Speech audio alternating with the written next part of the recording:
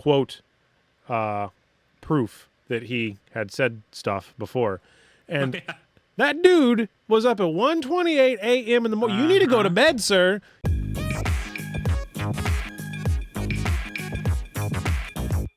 The sad part is for me, like, that's one of the only voices I'm actually good at impersonating is like just the what's the guy on Frozen that goes like the yoo-hoo big summer blowout.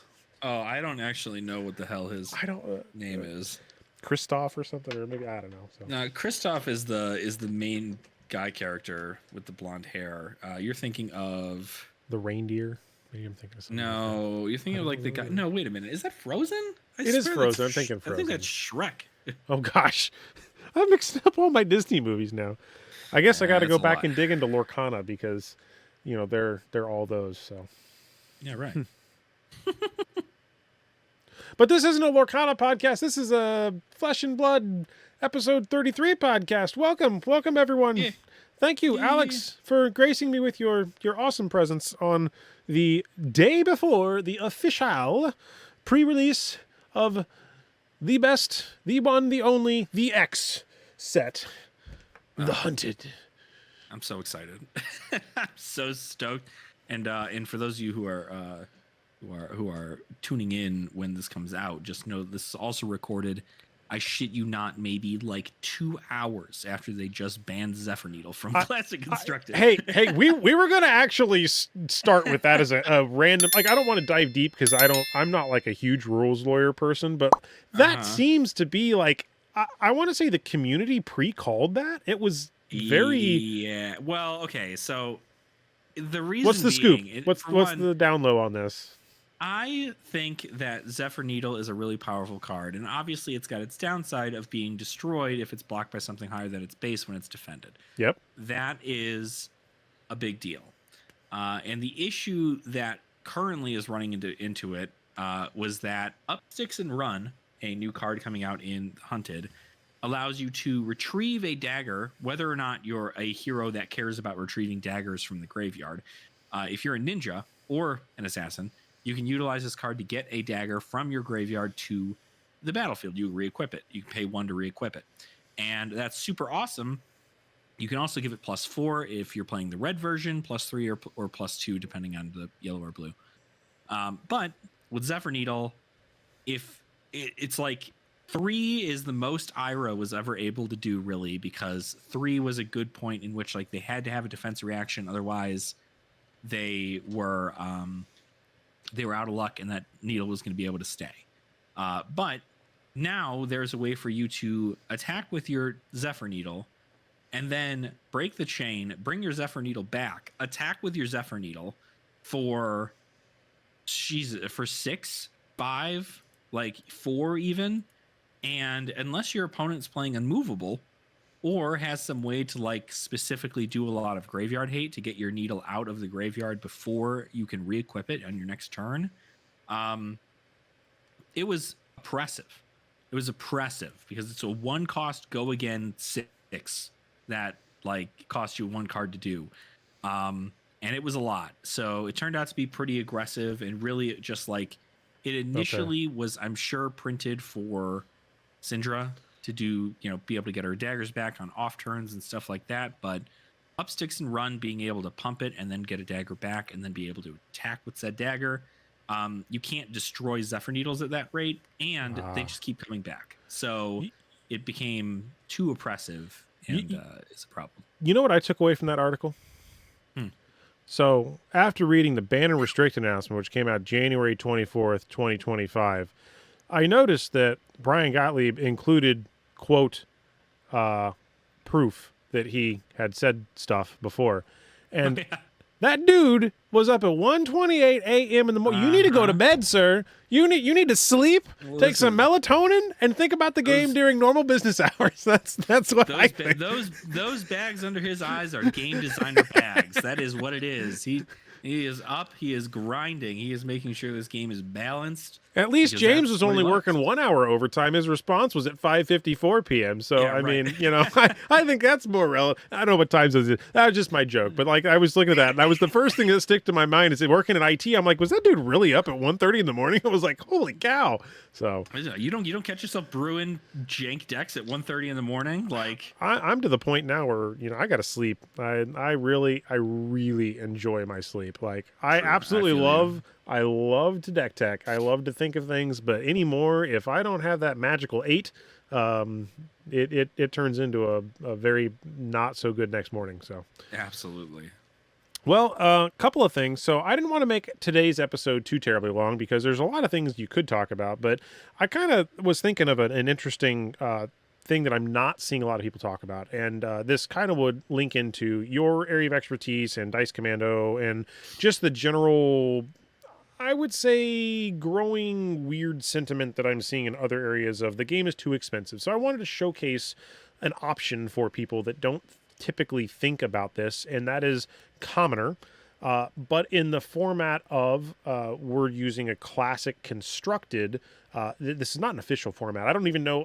There's maybe this is spoiler alert or not, but I think Alex, you guys, I mean, you were working it's on something like this, or it sounds like there was something. yeah, we were working. So we're working on a Clash version of CC, which is effectively just like commons and rares, and then you can have some majestic equipment, but not common or classic constructed. That's something that, obviously it's something that people can run if they want to run that. But I've never personally dived too deep into what it would be like to play commoner, but in a classic constructed deck size. See, what I wanted to try to figure out is I wanted to look at and I don't know if I'm just maybe pasting this in wrong. I think I did it wrong. I wanted to see the base cost of these decks on February. And I don't think these would be that expensive, right? Because we're not using a lot of, anything high tier, I wouldn't imagine, correct? No, I think both decks come to be about $10. Your decks, the deck that I showed you is a little bit more expensive, but that's because you have $40. Yeah, so $40 is the price of this particular deck. And you're correct. Most average prices on this are pennies, couple, $1 or $2. There's the bittering thorns totaled the $10, right? So $30 without the bittering thorns and really $40 with the bittering thorns. And I feel like that is just something that, when you start again, people talking about, the armory decks, right? Those are, 60 or 40 to now the Jarl is in that 60 to 70 range, something a little bit more, a little bit less, maybe 50, depending on where you can find your LGS. I think that this is a great avenue for folks that want to play the game at a CC level, but do not want to spend the money on buying the tunics and buying the other things that you don't necessarily need to play. But again, there's a lot. I've seen a lot of videos discussing that people are thinking the game may be becoming a little bit more expensive and harder to get into some of the staples. The pre-release prices for the set right now are just outlandishly interesting to watch. Yeah. But that's with every set. I think that the set values right now are a little bit going to be high, and that's fine. It's pre-release. But I just wanted to showcase something fun, right? Showcase that you can still enjoy the game for a good old solid $40. And then from there, if you really like the hero, upgrade it, play other stuff, do cool things. So that's the best way to go about doing it, is just to kind of get an idea for it, kind of play around. And then if you enjoy the game enough to where you want to keep playing it, you can upgrade your deck. Now, one thing I will call out about this is that we are looking at doing here, it would be a Syndra versus an Arachne. And I believe the devs did a Blitz version of this for the ones that come in the long box that's coming out. Correct? So this is, 2 of those decks. There's actually going to be 4. The other one would be Fang and, oh my gosh, who's the warrior? Just Arachne. Well, there's the warrior. Oh, no, it would be Fang. Fang. Aren't there? It's Fang. Yeah. And then just Arachne, but the one that cares about contracts. I thought there were 4 Blitz decks. There are. Yep. So there's 2 Arachnes. Oh, that's why, because it's this Arachne and then the other. Got it. Yeah. Okay. That's what I was thinking. And I'm assuming somebody at some point will do the Arachne versus Arachne, because that'd be kind of fun too. So I would hope. Stabbing I don't people. know what they're going to put in there, but they were willing to print brand new cards in that Arachne deck. So I'm curious whether or not there's going to be brand new contract cards in there. And for the folks that that have not maybe seen this, my question for you, because I wanted to make sure I did or didn't state this incorrectly. In these Blitz decks, other than the fact that they come with some extended art cards and that tutor, which or I should say mentor, which is specific to young heroes, are there any cards in the precons that we saw that were not in the core set of Flesh and Blood, the Hunted? So the only ones in this specific scenario, Blitz decks, whenever they're made, always only contain cards from the set in which they are connected with.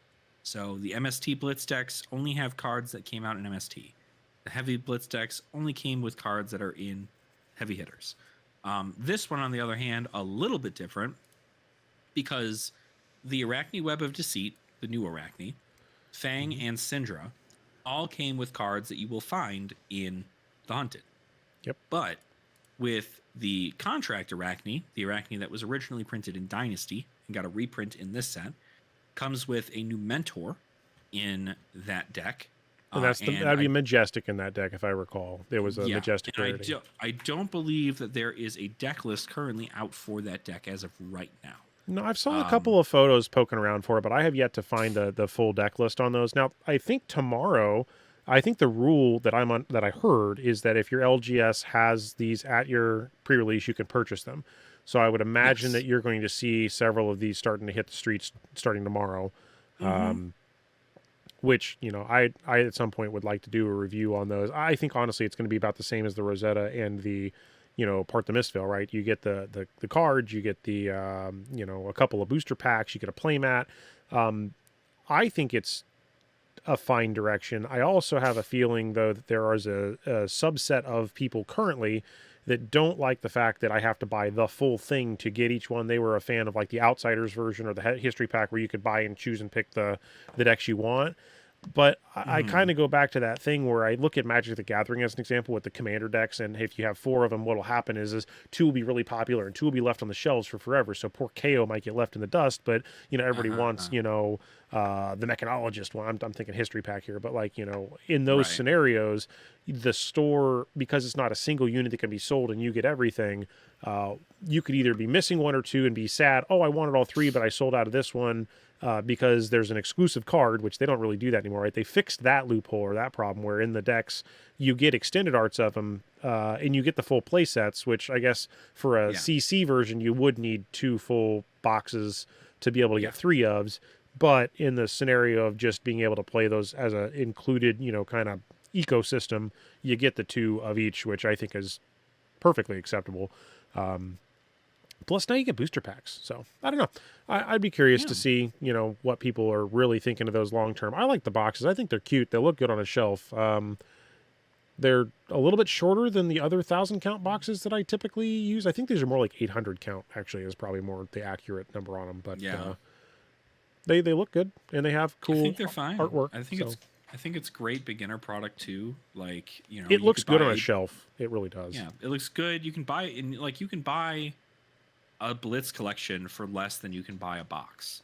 And if you buy a box, you probably can't make an entire deck out of just the cards you get out of the box. But if you get a Blitz deck, if you get a collection, you get 3 to 4 decks that you can play simultaneously into one another with different combinations. $70 shipped is the price on these at the moment. You might be able to get it from your LGS for maybe $60. I don't remember. It's like there's like an MSRP minus 20%. I know there's a map price on these. You can't, and that because of the new map pricing, everyone is going to be at that floor level. But on TCG Player right now, you're at 67, 78 plus tax. You'll probably be able to buy them on TCG Player for like $55. Okay. Is that the map price? I don't remember. No. Oh, okay. No, so it's the it's not map now. Because the I thought it's not map. It's UPP, Universal Pricing Policy or whatever. Yeah. So that's still the same level where it's I think it's 20% below MSRP. So if it MSRPs for $70 and then you take 20% off of that, that's $14 off of the deck box. So it turns out to be, I guess it turns out to be about $56 in UPP. And then, people will probably sell it for that. They might sell it for 50. You might find somebody who bought some locally and then was just like, I'm just going to sell them. You can get them for cheaper there too. So I really keep looking at these cards just kind of before we jump into this game in the set, that have been revealed, and we know what's in there. And I feel this set is going to be very strong, not only because the demand and love for the characters that are in this, but the generics that exist help elevate this product to a different level I don't think we've seen before, because there are a lot of interesting generics, a lot relatively speaking to the set, but when you think of, I guess, or at least when I think of generics, there's 31 according to what I'm seeing in this set, and obviously people are going bananas over the Shelter for the Storm from the Storm card, but like you also have Command and Conquer in that expansion slot. There are some other really decent cards that, honestly, I'm even considering running some of these in, like I kind of mentioned last movie, in my mech deck. I think there could be some version of this that could use those, and obviously other heroes could probably use some of them too. So, right. I mean, there's only 4 Majestic level, so that's kind of interesting. And then understanding this, they have 3 legendary levels, which is Command and Conquer Extended Art, and Quick Dodge Reflectors. So, I mean, getting my play sets of each of these are going to be kind of... Actually, I guess there's technically 3 Majestics. There's 2. There's the Shelter from the Storm Extended and regular. So, but still good stuff. I like generics. I love generics. I definitely think that it came out with some great stuff in the generic slot, and then it also provided support for several other heroes in regards to cool new keywords and stuff like that. So it was a good, I think it's a good set, and I'm curious to see what it's going to do in the overall meta. All right. Well, I feel like I am going to disappear off of the magical screen, and we are going to dive into at least showcasing some of, if not all, at least on my screen here, Talishar. Now, what I can do is I guess I can pause the edit here, and I think we're in! Yay! Talishar's not dead. Who won? I won the die roll, so you won the die roll. First. I will go ahead and I will begin by doing this. It's better. I'm going to have a lot of... Oh, wait. What did you do? You came at me with a 2 attack go again. When it hits, choose to destroy this and mark them. Well, it would be silly to just let you mark me this early, I would think, right? Because you want mark. So in order for me to mark you, I will have to destroy this dagger. Yeah, but can't you get it back? Or no, you can't. I mean, I could if I put stuff in my deck that allowed me to do it. Ooh. Foreshadowing or not, I don't know. We want to keep that. I mean, I already have a Draconic. So let's... Boy, that's a good card. That's a real good card. Although that one...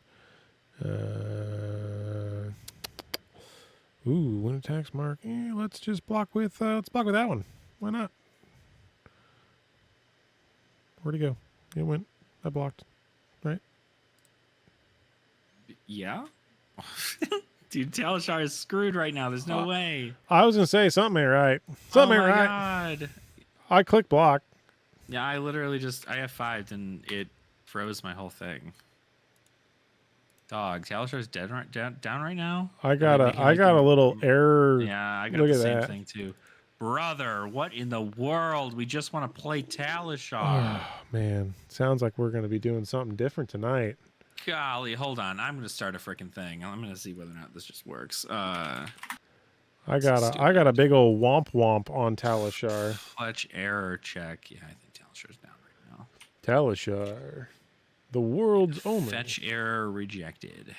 Failed to fetch. Oh, yeah. So, see, when I tried to set up Talishar locally on my computer, because I was working on trying to set one of these up, I guess you can it's open source, so you can, like, try to build one. and I literally could not make it work. So That's a I mean, wild. given that, I mean, they probably crashed because too many people are trying to play games. Well, I mean, it's certainly not the reason. Like, if anything, I would imagine it Username crashed Bravo. because I'd imagine it crashed because people fucking kept they're trying to make the change for Alashar on the back end. Well, I mean, well, for those that may not know, Talishar is down tonight, so we're going to be re-rolling those dice to talk about something different, apparently, because That's right. we'll just, on next episode... That is crazy. It's crazy the one time we decide to do some Talishar stuff, Talishar goes down. Yeah, it... See, and this is why playing in paper is significantly better. Paper doesn't crash, my friend. Paper doesn't crash. I mean, unless... Yeah. Okay. Yeah. I tell you. So what do you think? Crazy. Let's talk about pre-release tips, since everybody's going to see this after pre-release event. Might as well. I might get something on the book. So, from a new player perspective, there are three, choices. Well, there's more. There's four technically, but no, there's three. So even the other Arachne's not going to be in the tokens in the packs. Oh, so it's just the three. Okay, just the three. So, what do you say is the easiest to pick up? Would it be Syndra because it's a ninja and they go wide and it seems straightforward, or is there a straightforward, like a middle tier, hard tier? I mean, all of these heroes are really, really good in the pre-release, in the limited format. I think they all have really, really great standing.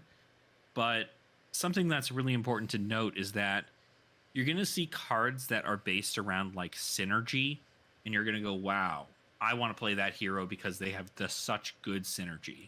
But in reality, if you just pick all the cards that have like the best value, then you win, right? If your card attacks for 4, pitches for 1, and blocks 3, if your card costs 0 and has 3 attack power and 3 defense power, like those are the cards you want to put into your deck, because the value game of this is so incredibly high that, like, yeah, you're gonna want to try and stay within like the theme. Fang's gonna want to try and get a lot of fealty tokens. So if you get like, if you get 2 to 3 of the pledge fealty Draconic instant, then that's awesome, right? You should definitely run those in Fang. But if you got like a whole bunch of the Blazing Blade Dance card for Syndra, or if you got like Poison Blade or other like cool Flick Knife abilities, if you got some powerful Majestics or really good rares like So you'll get 8 packs. I mean, you'll have 8 packs to choose from.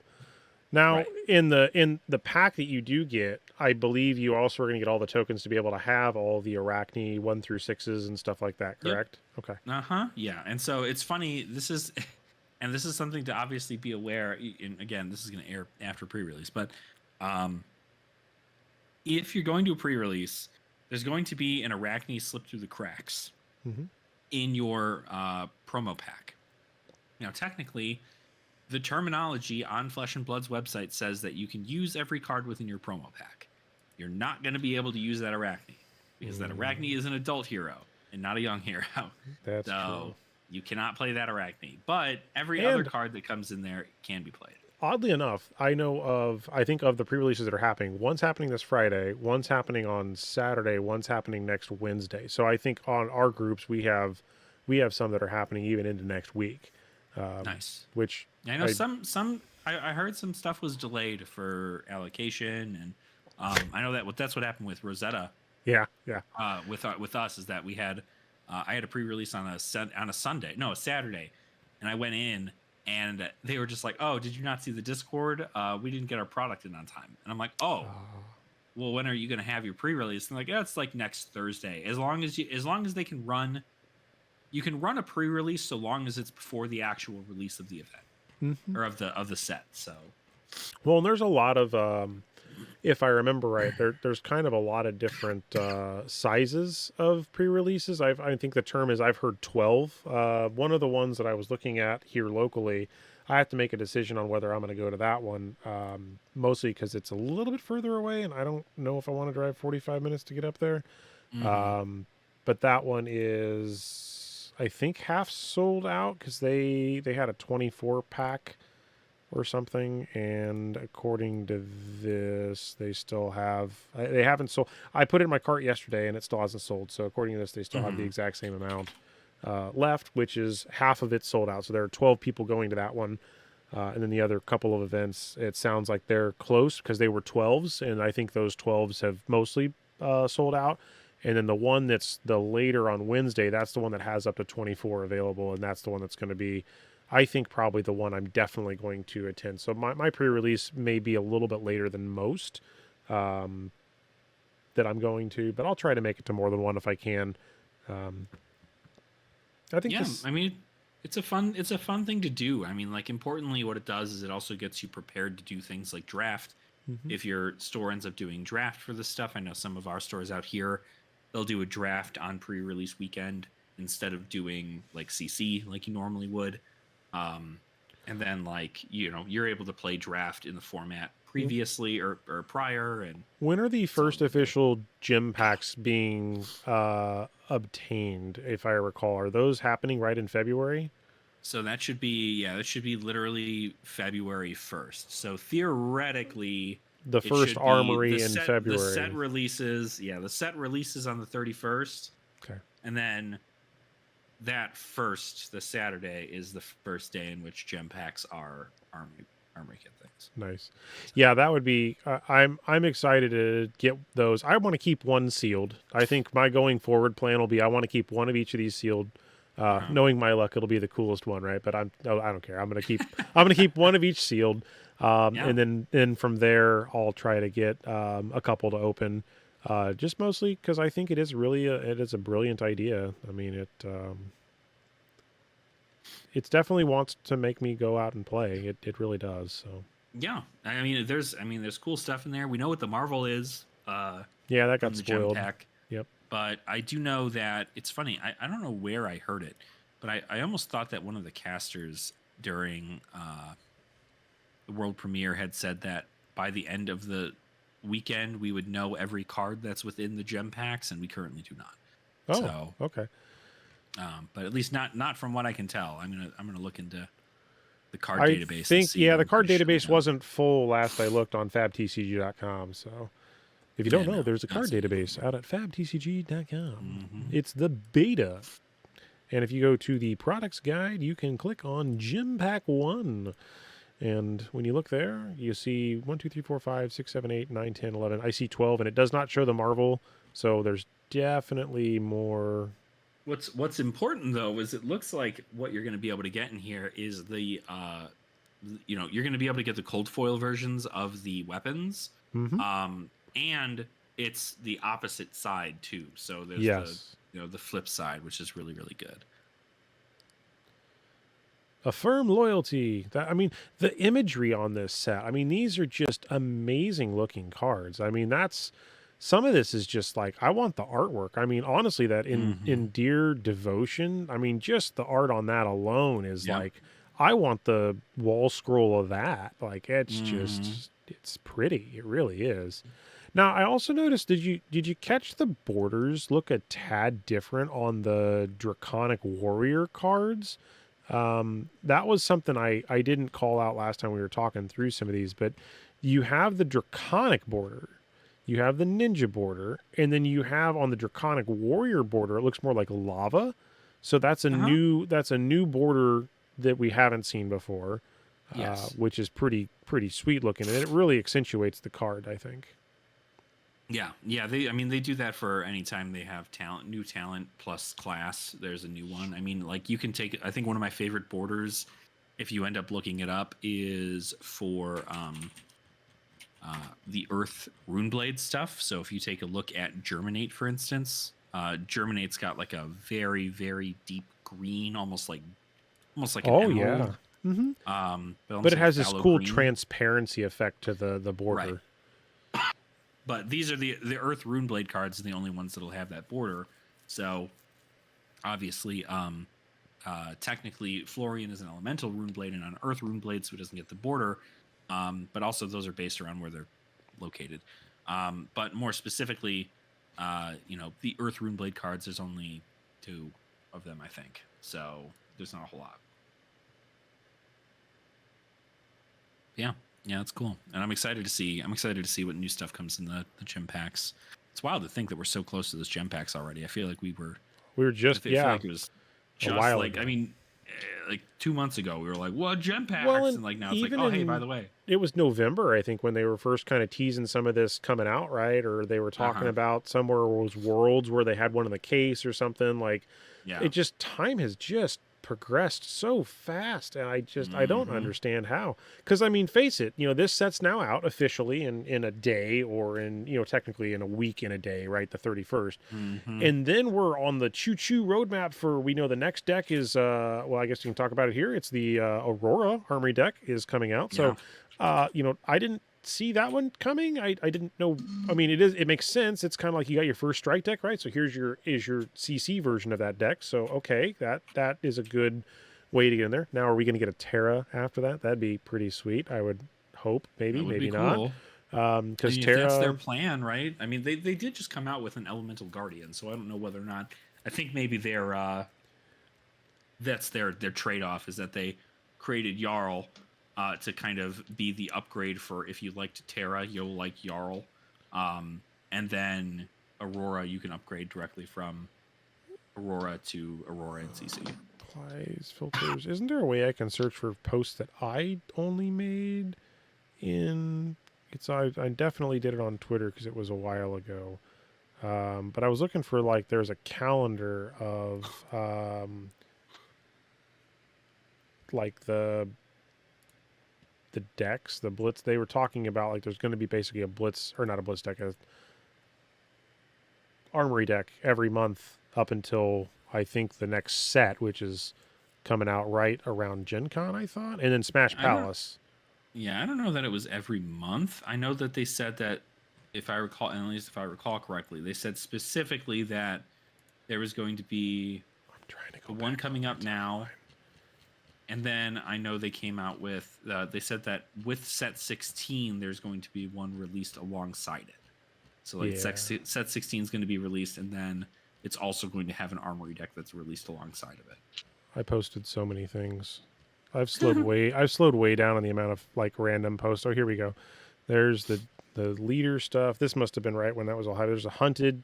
So yeah, I mean, October 30th was when the 5-year thing when they were talking about this was coming out. Guardian Pack Mastery was announced. That got pushed back. But it all happened right around that time frame. Yep. So October, November, December, Jan. I mean, yeah, we're only 3 months past that, but definitely. Oh my gosh, I was trying to stall, and apparently it does not help me. Is not finding the post that I was hoping to find. Gone forever. It's around here somewhere. I know it is. I just don't know why I can't seem to find it. That's my luck when it comes to looking for old historical stuff, especially on the fly instead of pulling it up. Since we've done a complete 180 from what we originally, I'm so mad we don't get to play thought Talishar. about, because Talishar took a puke on us, sadly. So it's still not working either. So it's definitely something is like dead. Yeah. Oh, you tried again outside of that. Yep. Oh gosh, yeah. Man, looking back even at some of these posts of just, like, the things that happened during Worlds, like, it's crazy to be like, oh, I remember that. Oh, there's a picture of Hamilton. There's, it's just scrolling down. There's so many things. I'm telling you, there's a lot that happens, and a lot of it just kind of, like, passes by, right? Like, Worlds happened, and then everybody was just like, all right. There it is. No, guess I'll just continue to hang out. Dang it. And then that was Here it is. I found it. Ah, it took me forever. All right. It's on the World's Championship Osaka Live blog is where it is. So we've passed November. Jarl's out. We have Jarl in hands. Yep. Set 15, which wasn't announced, which is the Hunted, is out. So we have successfully navigated those waters. Next up is March, which that is at this point Aurora. Yep. April's an armory deck, May's an armory deck, and then June is a set. July's an armory deck, and then August is Mastery Pack, which is corresponding to Gen Con. So truly, February is going to be the only lull between now and Gen Con. The road to Gen Con. So there really is going to be a armory deck that's going to be released like nearly every month up until... Yeah, and I mean, right now, correct me if I'm wrong, but I think it started with KO, and then we went, Azalea was at Gen Con last year. Yep. Then we went, we have Dash. Oh, no, Bolton. Yeah, Bolton, then Azalea, then Dash. And then, okay, so at least we got those. Then we have Jarl, which is 5, right? Yep. And then Aurora is 6. And then we'll have 7, 8, and 9. You'll have almost 10 armory decks by Gen Con. Because Guardian Pack Mastery's return a crack shuffle play. So, exciting. And with there being only 10 classes in the entirety of, 10 currently very playable adult classes in Flesh and Blood, I think that let's see here. Let's probably looking to see that, right? We're going to go down the rabbit hole, folks. Let's go. All right, we got Adjudicator as a class. Not in CC. Not in CC. We got Assassin. We do not have an Assassin CC deck yet, correct? Correct. So that's an option. We do have a Brute CC deck. We have a Guardian CC deck. We do not have an Illusionist CC deck. Correct. Dromai. Hashtag. I hope it is. Oh my God, I hope we got a Mechanologist CC deck. We don't really have a Ninja CC deck yet. No. So Ninja. We do have a Ranger. We now would have a Rune Blade. Yes. We technically have a Warrior with Bolton. Yep. And then you don't have a Wizard. So there are 4. Okay, let's take the weird hat on. How many armory decks? We know Rune Blade is coming, so that means that there would be 3. That means 3 of those 4 classes could be covered by Gen Con time. Yep. If they are existing classes. If something sneaks in, then... I would imagine after... Because I made a pretty nice prediction that the next one, before they announced Aurora, I was like, they have to print somebody that does arcane damage. Like, it's Aurora does arcane damage, yeah. Right. That's what I'm saying. And so, like, when she got announced, I was like, because it was either going to be an Illusionist, a Wizard, or a Rune Blade. And it turned out that it was a Rune Blade. Some other call-outs, Ira, which is the promo only, at the moment, there exists only the promo. So this would be a perfect candidate to create a CC deck around, which would then introduce it back. And Ninja is one of those classes that we are currently missing from the list of CC viable heroes at the moment. So that could be one. Wizard would then mean you could pick Blaze and bring that in. That would fill a redeeming factor. That would Blaze, fill that. So that would cover Wizard, Warrior, Runeblade, Ranger, Ninja, Mech. Then Illusionist could be theoretically Dromai. I hope. And then the only other one would be an Assassin. So, you'll have to let us know if we're right at future selves, right? Because if we're calling that right, you got Blaze adult, Ira adult, Dromai adult, or new version Dromai 2.0, and then some form of an Arachne adult, which could really be that'd be a great way to bring Chaos in. Could you imagine doing a Chaos version of Arachne to flesh out the Chaos side of it? That would be great, considering how much I didn't get any Chaos things from God dang the Haunted. But that would be 5 if they did that. Yep. Or Terra. We didn't talk, I know we got Jarl, but theoretically there's Terra. And that's just with the existing stuff. So that's the theory hat I got. That's all I got. Yeah. No, I mean, that's pretty much where I'm at. I believe that they're going to be releasing a new class until they're caught up in classes and have, like, good class-specific armor. And we're talking like the classes that came in the lore book, or expanding upon beyond that? Probably just the ones that currently exist. Okay. I'd imagine that if one is due to release in a new set, right? Like, for instance, if set 16 comes out and set 16 introduces pirates, then you'd probably end up seeing something like pirate hero to be released as an armory deck for for that. But outside of that, I think that what they want to utilize these armory decks for is one, for them to be Onboarding. a way for them to be a way for people to get into the game for a cheap cost, but also provide streamlined upgrades for classes that need it. Yeah, So well, and that gets back to the, methodology of trying to release different avenues for cards to fix or rotate or fix the meta, because, dumping a couple of cards in an armory deck is essentially its own mini set, right. and that can dramatically impact, not that they'll ever have a CC deck where they drop in, at least a Command and Conquer in it.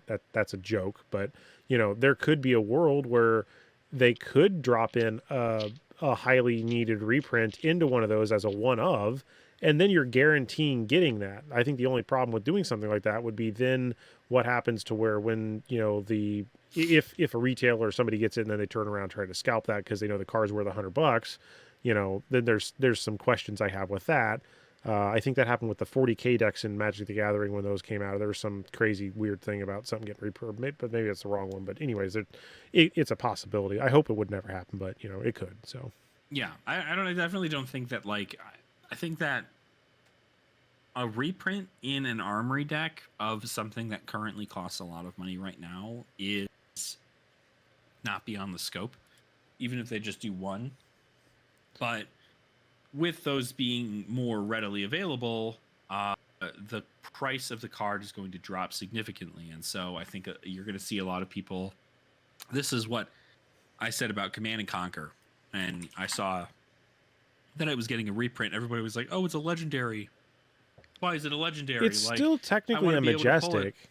It's in the expansion slot. I don't think it changed. Right. The legendary to that probably is just a notation to say, hey, it's going to appear less frequently than any of the other cards in that slot. So I think it's not the card is a legendary, but I think it's at the printing level of distribution hit wise is a legendary slot. Maybe that's a wrong way to look at it, but that's how I kind of took the impression away from it. No, I mean, like, it's entirely a valid thing. And also, like, mind you, after seeing that this card has been released as a reprint in the Hunted, Command and Conquer in White Border is now at about $82. And I was staring here at the Arcane Rising, and it's about $90. Or at least there's one for 90 right now. There's a couple at 95 and 6 at 100. Actually, so I lied. There's 4 at 90. Then you go to 100 right after that. So the card still currently is at that price, but there's none of that stock available because it's all pre-sale pricing at this point. So. Right. Yeah, and honestly, like, this is exactly what happens. Is that, especially with the fact that I think a lot of people really, really like the new Command and Conquer art, that they're willing to sell their own copies of Command and Conquer to get these copies of Command and Conquer. I'd be willing to trade, one for one, or even trade, because I'm assuming that the new one can't stay too much higher than this, because in reality, it's actually going to probably be easier to get a hold of that one, because all the existing stock of Arcane Rising is either in the hands of people, already been opened, or there's probably, I don't want to say that not a lot on the market, but let's take a look. I actually have not looked in a while. So box-wise, apparently there are only 18 listed boxes of Arcane Rising and 11 cases of Arcane Rising available on the market. Now, I don't know how many LGSs still have any of this stuff sitting on a shelf. I would imagine it's not near as many as going to be the Hunted, right? The Hunted being freshly, out. Right.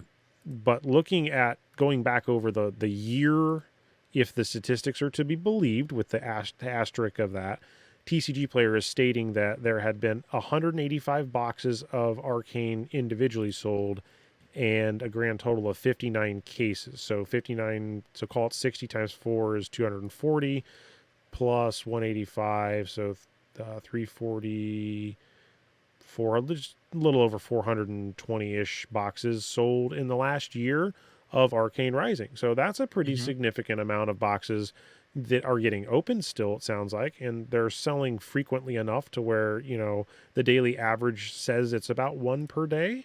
So it's kind of nice. And I think something that's important to note also, if we're trying to, like, go down the big rabbit hole here, is that if you take a look at the print run for Arcane Rising, Arcane Rising collectively between first edition and unlimited looks to be nearly about 200,000 boxes, right? Nearly about Oh, sure, yeah. 200,000 Well, for because those it was in boxes.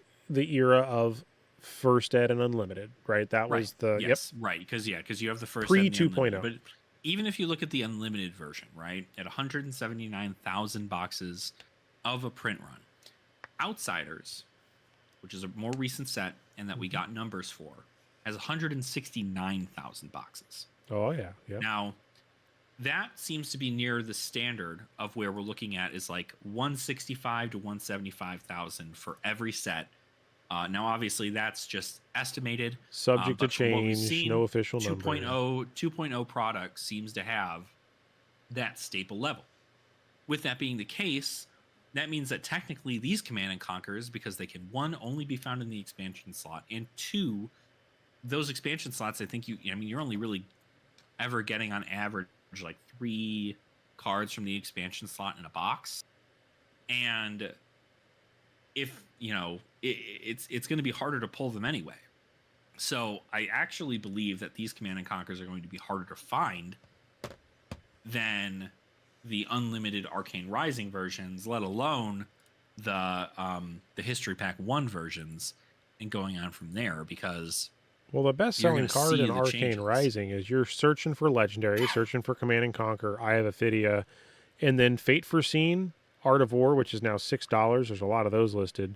And outside of that, Spark of Genius. So the couple of mech cards that people are really looking for, and then the rest of the cards, because they were also reprinted in mostly the History Pack, there's only a couple of cards that I think are more sought after. Teklo Core, again, a $12 card in this scenario because it is a really good, there's still a dash, even if dash IO replaces dash IE, right? That's the right terminology. Yep, IO, you're right. IE. I always get those two mixed up. Dio outweighs die. Yep. And essentially, High Octane got reprinted multiple times now. So Teklo Core, because it hasn't been reprinted, I know there's a promo of it, right? But that hasn't been reprinted other than it wasn't History Pack. And then there's the promo for $50. So that explains why that one's a little bit more. But yeah, poor Mr. Art of War. I feel like I need to buy a couple of these just to add to my pile. You should definitely buy copies of Art of War. I mean, it just sounds so ridiculous that it's now a $6 card. Here's the thing, right? A banner restricted list is a banner restricted list for the time, but it doesn't mean that it's going to be there forever. Like, I'm also going to be entirely honest. Living Legend? Like, Art of War was still pretty cheap even when it was legal. It was like $25 a copy or something. Like, but that's a good price. I mean, that still is a good price. So, absolutely. I mean, like if you buy it at $6, it's a steal for sure.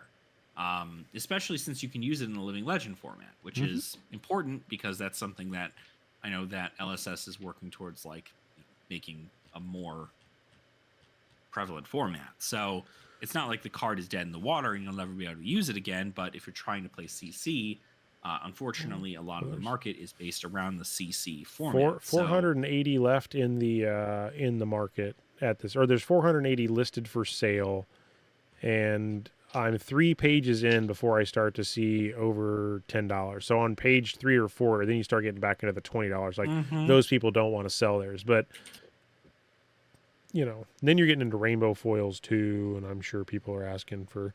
There's a French history pack one that's in here, it looks like, and a Spanish history pack. Heck, it may, honestly, it may be not a bad idea for me to pick up those cards because those were printed in even shorter demand than the other ones. And from a completionist standpoint, those are at some point going to be pretty hard to find because I would need one for a set, and they're non-foil, but they are black border, which is kind of crazy, right? They're neat. Yeah, it's definitely good pickups. But like what we're gonna see is that we're gonna go ahead and the Hunted's gonna come out. Everybody's gonna get their hands on their boxes. People are gonna start selling their Command and Conquer so they can get different copies of Command and Conquer. People are gonna start buying up copies of Command and Conquer because the prices are gonna be slightly cheaper than what they were a month ago, and then so new players are gonna be able to like gobble that up. But we're going to come into the same problem that always is going to occur no matter what, and that is going to be that there are not going to be enough players who are going to open up the hunted to try and get new cards into the market. So we're not going to see a lot of those Command and Conquers enter the market. Those Command and Conquers are just going to go back up in price, and then everybody's going to start buying up the old copies of Command and Conquer, like the white border and the unlimited Arcane Rising stuff.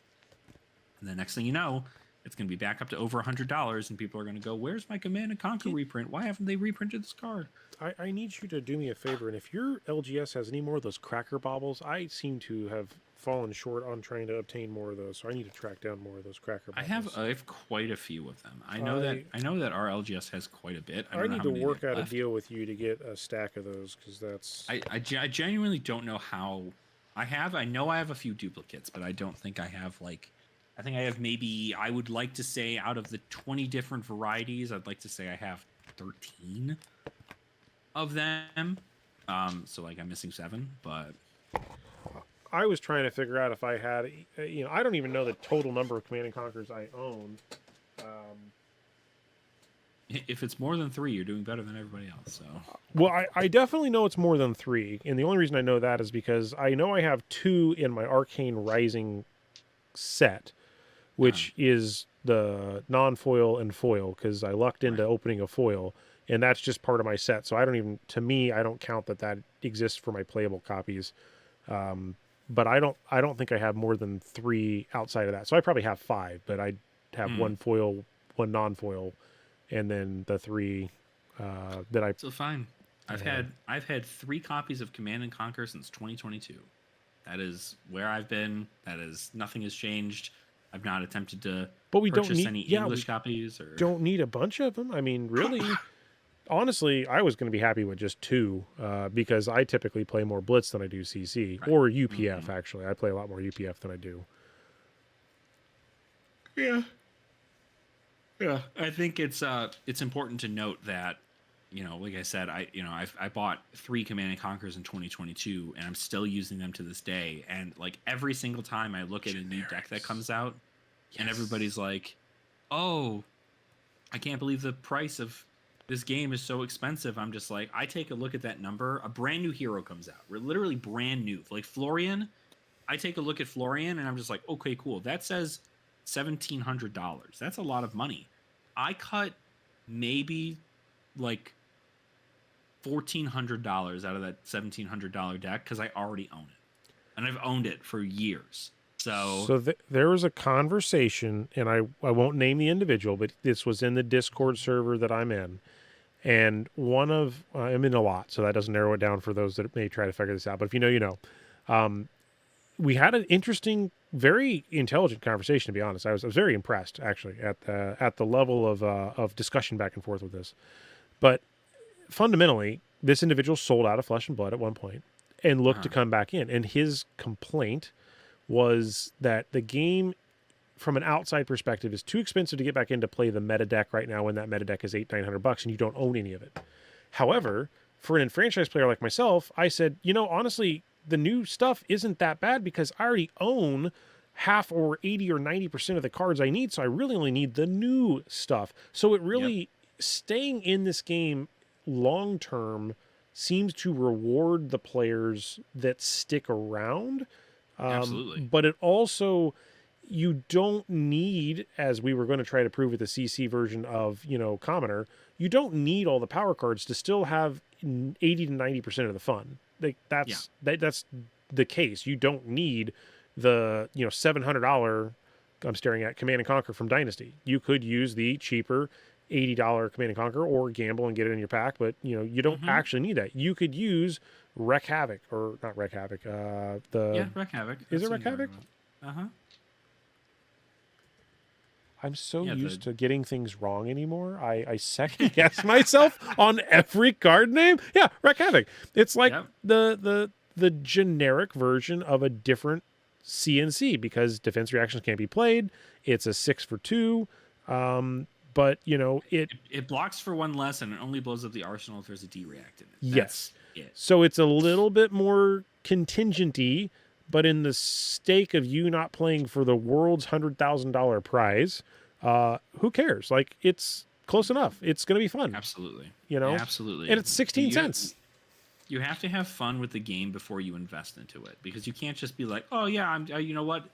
I think I'm going to put in, $3,000 into this game, get 2 highly rated classic constructed decks, and then go to my locals. And then when you lose at your locals with your highly constructed decks, because you don't have the skill to pilot that deck and pilot into the wide array of different heroes that exist in Flesh and Blood, you end up going, well, okay, the game must not be for me. I don't know why I spent $3,000. This game sucks. Bleh. Like, start small, because it's more important to do that. I mean, face it, there are heroes I have never once played, and I have been in since almost close to the start of the game, comparatively to most people that have jumped in the recent 2 years. So yeah, absolutely. Like, I mean, there's still heroes that I've been playing since 2022. I have not played. There are heroes that are released, and then they just get shoved to the bottom of the barrel, and then I never see them again. And, so every now and again they come back to the surface, but then open, I mean, there's Arachne Slip Through the Cracks, Arachne Huntsman, Arachne Marinette, Arachne Solitary Confinement, Arachne Web of Deceit. That's just 6 different Arachnes. Now, granted, I understand there are 1, 2, 3 adults and 3 youngs in that statement there, but even if, and I just went to Fabre and I clicked on Format Open so it would show me every hero in the crate, but there are just plenty of heroes. Like, I remember when Starvo, or Bravo, Star of the Show, was the King Honcho, and there was a time where Briar reigned supreme. I remember when Chain was doing Chain things. Obviously Dash, both the young and the old. Data Doll was fun in at least the formats that I was playing with around that had that. But nobody's talking about Dorinthia Quicksilver Prodigy. Nobody seems to care much about that hero until the day maybe they do, right? Like, well, to be fair, I mean, like, it's a Blitz hero, so like not many people. Right? The majority of the Flesh and Blood community doesn't care about Blitz heroes, but they should. They think they should. And yeah, I mean, Enigma, obviously, it's a good format to have. Enigma New Moon. That was such a hype, special chase card, right? But you don't hear anybody really talking about that in videos right now. And it's probably again, because it's a young hero. But I think I'm just going to give credit to DM Armada. I think that's who said it, but it could be another content creator. So if so, I apologize. But somebody had said, if it wasn't for Blitz, most people would not have got into the game of Flesh and Blood, because face it, you started with Ira, the 2-player starter. Then you most likely got a Blitz deck. I know one of my first Blitz decks was from Monarch, right? I didn't even like those heroes, and I still got the Blitz decks because that was what you played with. There was no CC, so if you wanted to just play against each other, you started with those decks. And that's what I did. I did the same thing. Don't think people have lost their way, right? Like, they wouldn't be selling these Rosetta collections, Mistveil collections, and the Hunted collections with those Blitz decks if they weren't doing something. And I would imagine for places that are not the U.S., right? I've heard that in other countries, Blitz is more popular than CC. I don't have any data on that because I'm not in other countries, but I've heard that echoed in multiple creators that I have to translate their videos to, like, listen to. I mean, I know from my own personal experience that the folks down in like Latin America, and even really more specifically in Brazil, the amount of people from that community that leave their comments on my Commoner videos saying, we appreciate you giving deck text for Commoner because it's all we have out in Brazil. It's all they have is Commoner. And like the cards to play in Classic Constructed are far too expensive, and they don't have the stream of product that's coming to their area. I think that's coming soon, though, from what we heard, right? Or somebody had said Latin America's coming online or something. Yes, that is obviously something that I know that they're working on. But even still, like right now, like, I mean, you take a look at it, like there's a huge thriving scene of Flesh and Blood in the Brazil area, and it's because of Commoner. It's not even because of Classic Constructed. It's not because of the Armory decks or any of it. Like, quite literally, Commoner is what is driving the love and passion for Flesh and Blood.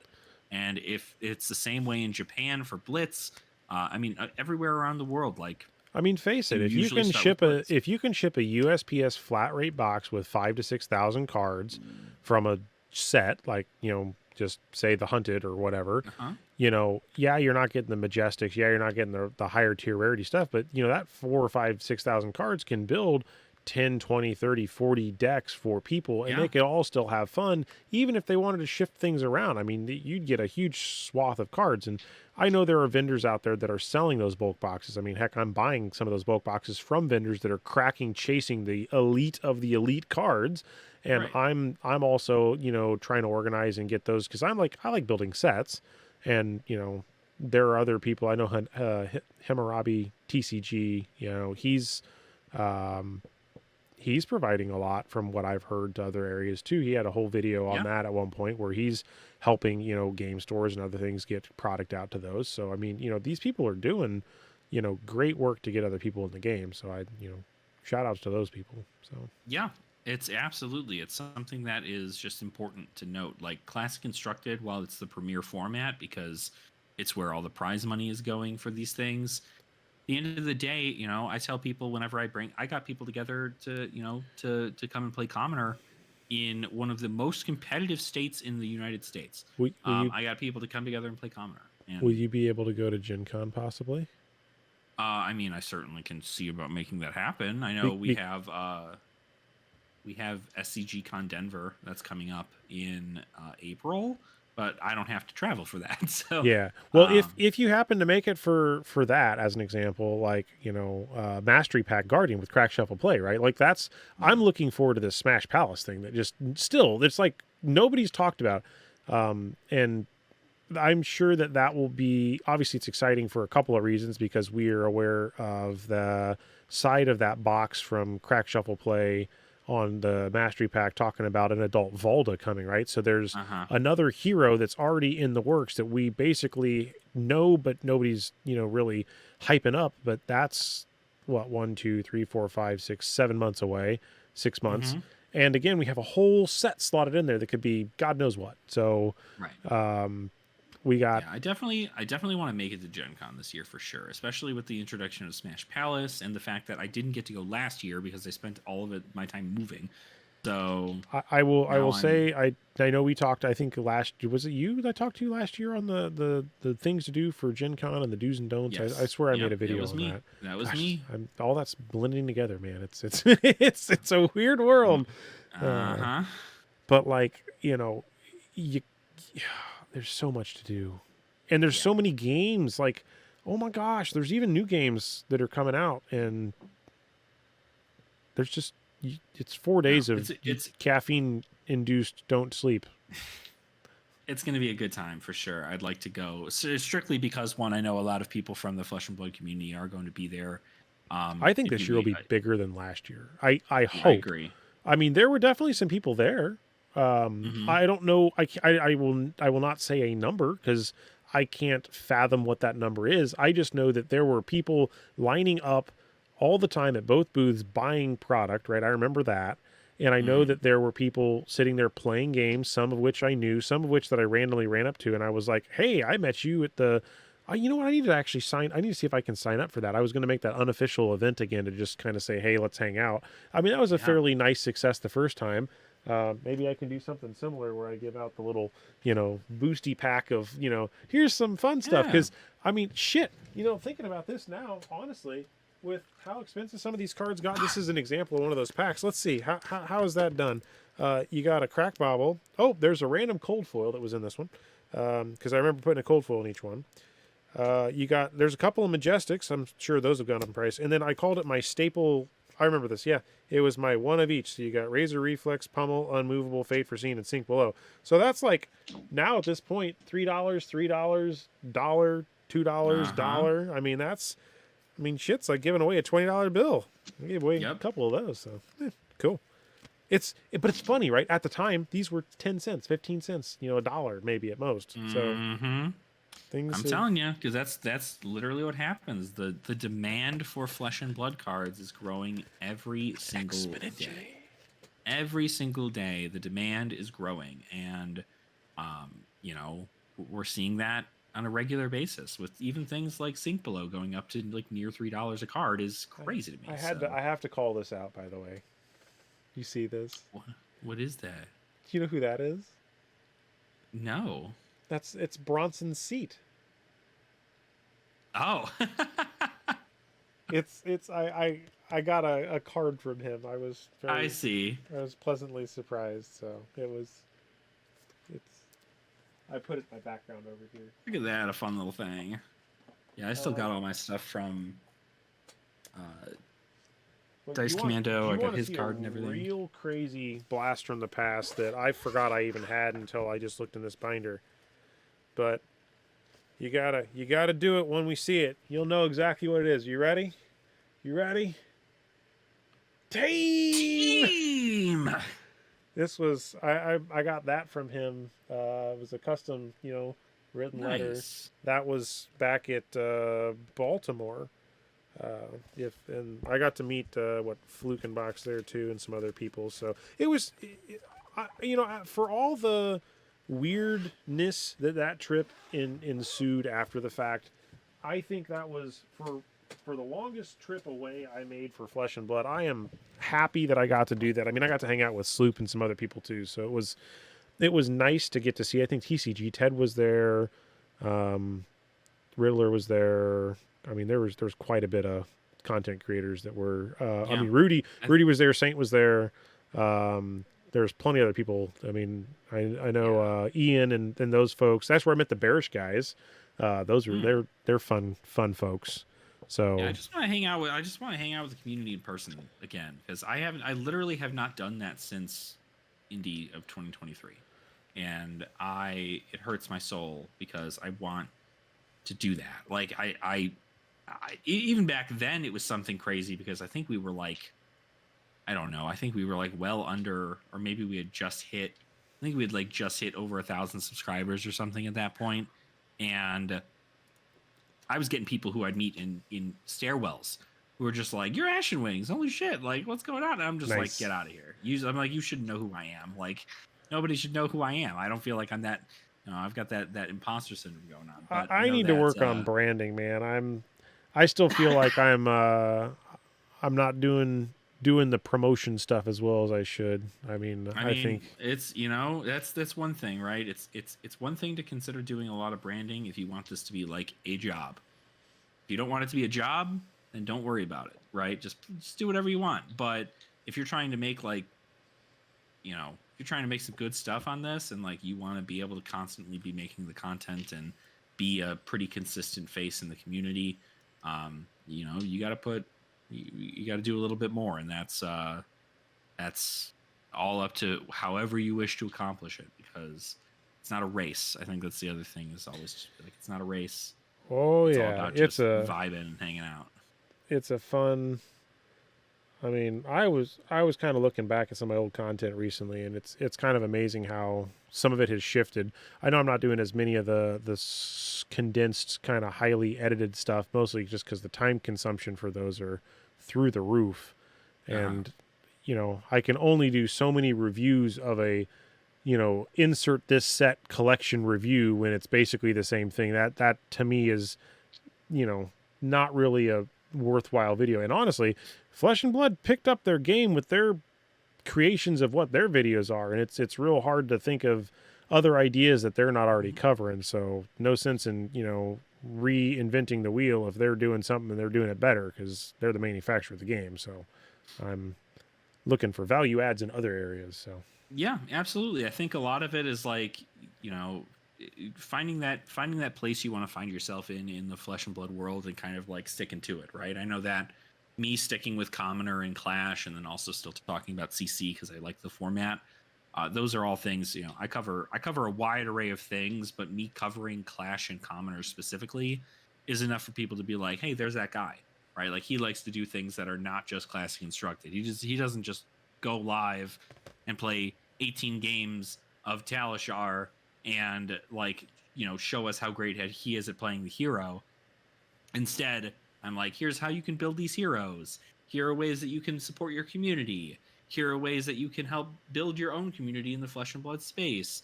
Here's what you can do with your bulk. Here's what you can do for fun art projects for your bulk. Here's here's some silly little things. And so being able to give that outlet for people, because like I think really it just came down to like, what did I want to do that was a little different? And Commoner wasn't getting covered. There was, I think at the time when I started making the content, there was literally, I actually don't even know if Dice Commando was making Commoner content at the time.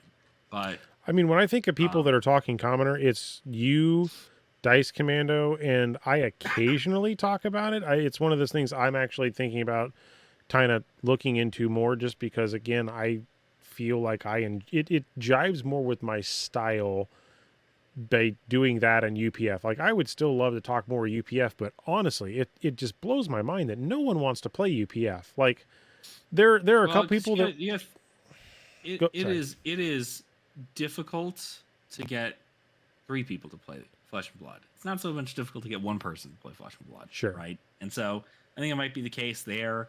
I know there's a ton of UPF enjoyers out there. As a matter of fact, one of my locals who I just found out has his own little, like, he just started doing a lot of content creation for Flesh and Blood, and nice. He's got a whole like setup in his basement of his new place where he's going to get it set up. And he's like genuinely, I would like to do UPF content for things if that's something that like you'd be down to do. And I was like, yeah, of course, like. Sure. Well, that's the hardest part of getting it is getting the overhead camera set up and getting it, dialed in so that you can do the whether you're going to do the editing, right? Like, kudos to 3 floating and stuff, but honestly, the hardest part is getting people together.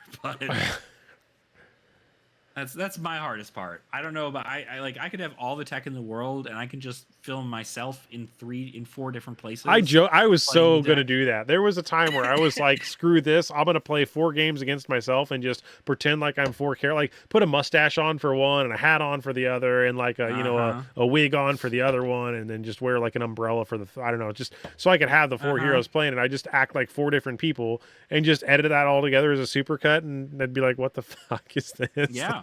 Absolutely. I mean, that's what I'm saying though, is like getting the people together to do it, unless you already have like a core group of individuals, it's not the easiest thing to do, especially with recording it and editing it and all that other jazz. But I did truly try to ask some folks here in Indy to do that, and just the general sentiment is most of them don't seem to enjoy UPF. Now, there is a subgroup of people that do, but then the added caveat of they don't want to be on camera kicks in, so that's where that kind of fell apart when I looked at that as, okay, well, we'll play, but I don't get to record it, and it's like, okay, so right, yep, yeah, it's all about doing it. But like you said, man, if you want your whole thing to be about like UPF or like jank builds that are weird as hell in the Blitz format, well, I'm definitely not going to find ways like we make best to break a needle and 24 damage in a turn. Like, my OCD doesn't kick in enough to find those little flaws, but like, I mean, those are some pretty interesting combos. That's also just keeping a general knowledge of the game, like if I could be like, cool, all right, I know what the general 30-point combo is for a Zen right off the top of my dome, like, but that's just because I also don't. There's just rocks up here. It's rocks and Flesh and Blood knowledge. That's all I got going on up here. So I don't know, but I'm I think the more you put a focus on it, obviously, if it's not something you can commit to that kind of focus, then it should just be something you just hang out and have a good time with. But if it's something that you're just like, I really want this to blow up, and I want this to be I want to be a prominent member in the Flesh and Blood community so people know who I am when they see me and they see my content, then it's all about just that persistence and making slight sacrifices. I exist, and therefore I think that sooner or later, if they want me around, I'll be around. If not, then yeah, absolutely. I mean, you're still, your channel's still growing, so it's not like again, it's not like an exponential thing. I didn't think anybody was gonna know who I was when I went to Calling Indie. I didn't think anybody knew who I was gonna be.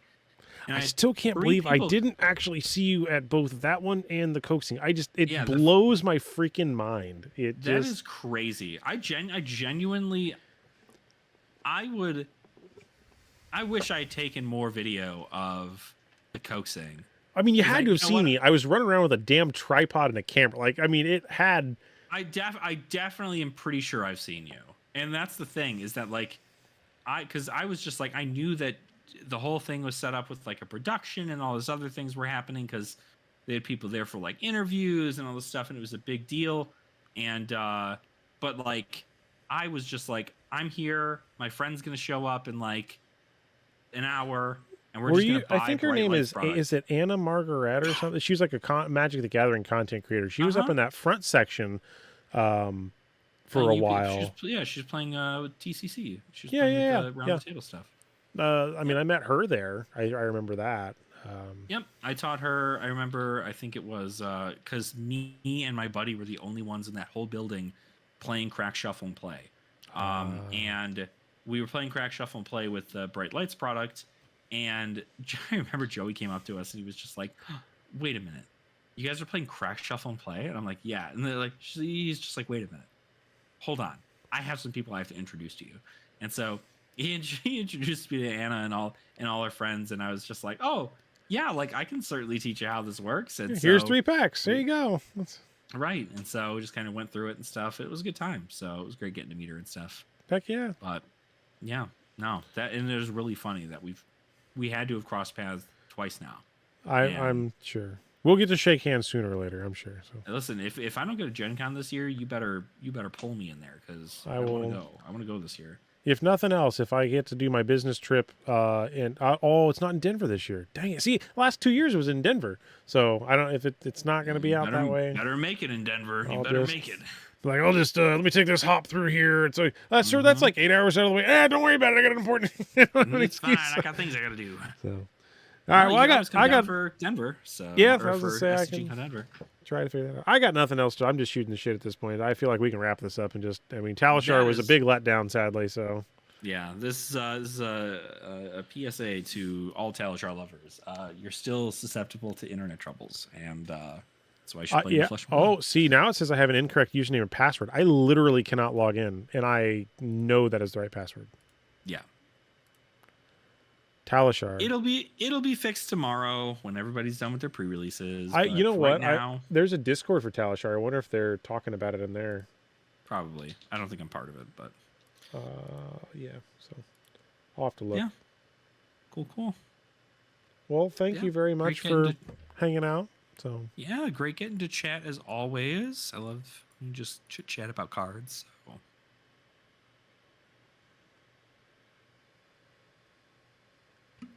Announcements.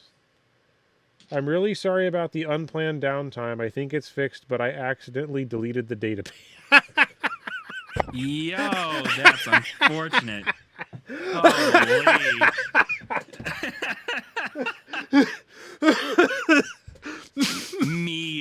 me on a Saturday. Hey, yo, I'm sorry for the unplanned thing, but like the database is gone. As an IT professional, I was thinking something weird happened here, and oh my god, I'm crying. This is great. Is so oh my funny. god. Oh my god.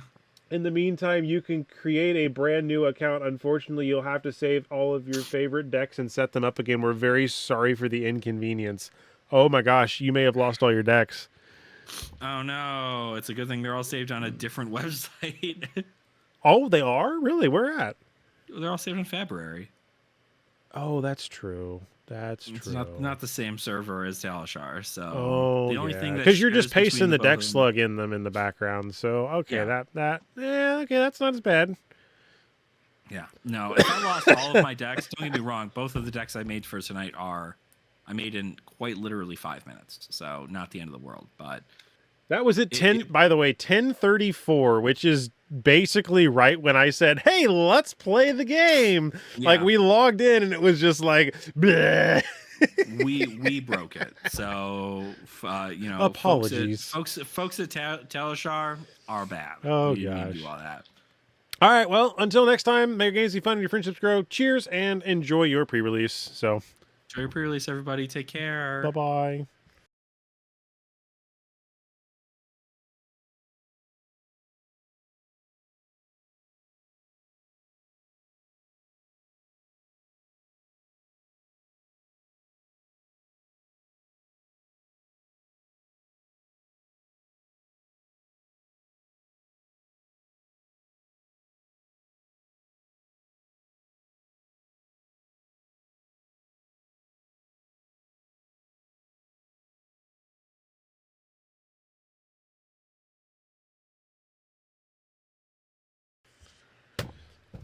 Deleted the database. Deleted the database. Golly. Oh. In IT, we call that a CLM, a career limiting move. Typically, you get walked out the door. Like, oh yeah, I'm sorry, buddy. And we're gonna need you to take you're gonna take a sabbatical from us. I'm sorry, sir, but your customer database is now gone, and all of your data is also gone. We have no restore because the guy that was supposed to do that apparently never checked his restore, so all the backups are corrupted because he didn't flip the 1 to a 0. This is basically like that was a real conversation that happened at one point in my life. It was not with me, but it was just like another system, and I overheard this, and I was like, holy crap, because they got hacked. It went down. They got in. They bitlocked the whole like servers, and then they had to like try to restore them, but because they had backups, they were like, oh, we're good. And then they went to go restore the backups, and then the guy was like, yeah, the backups haven't been working for the last 6 years.